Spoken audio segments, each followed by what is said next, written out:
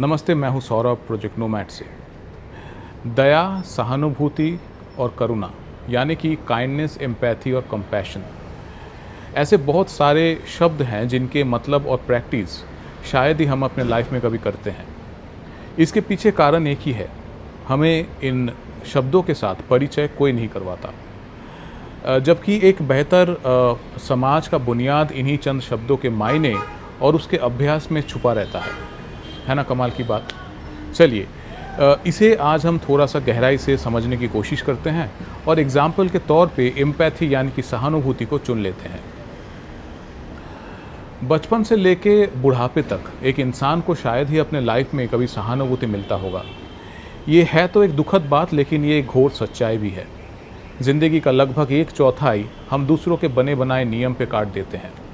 कुछ बनना है, इसी ख्वाहिश के बीज को हम अपने अंदर बो तो लेते हैं, लेकिन उस बीज को एक बड़ा सा पेड़ बनाने में हालत बुरा हो जाता है। ज़िंदगी के इस दौर में सहानुभूति बहुत कम मिलता है। सिर्फ सिखाया जाता है कि तुम्हें बहुत तेज़ दौड़ना है। फिर जब थोड़ा बहुत हम अपने पैरों पे खड़े हो जाते हैं तो बारी आता है गिरने का। पर गिरना नहीं है, यही तो बचपन से सिखाया गया है हमें। लेकिन फिर भी क्या पता हम गिर ही जाते हैं और पहली बार कुछ नया सीख मिलता है, थोड़ा बहुत सहानुभूति भी मिलता है। पर तभी दिमाग पूरा एकदम चकरा सा जाता है कि ये क्या, मतलब 1/4 ज़िंदगी में जो सीख हमें मिला है, आज वो गलत कैसे हो गया। पहले तो सबने बोला कि गिरना नहीं है और आज गिरना ही सबसे बड़ा सीख है। मतलब सोचने में ऐसा लगता है कि ज़िंदगी कोई मजाक बन गया है। ज़िंदगी का 1/4 ऐसे ही कुछ उलझे सवालों के जवाब ढूंढने में निकल जाते हैं। कंधे भारी होने लगते हैं क्योंकि जिम्मेदारी आ जाता है। जिम्मेदारी का पेज धीरे धीरे मजबूत होने लगता है।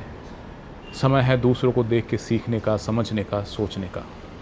कुछ वक्त ऐसे ही गुजर जाते हैं, लेकिन आखिरकार समझ आ ही जाता है। तभी एहसास होता है उस इंसान को कि अरे वो तो बूढ़ा हो गया है, अब भला क्या फ़ायदा। पर फिर भी वो कोशिश ज़रूर करता है। ऐसे ही शायद एक ज़िंदगी बीत जाती है कुछ शब्दों को समझने में।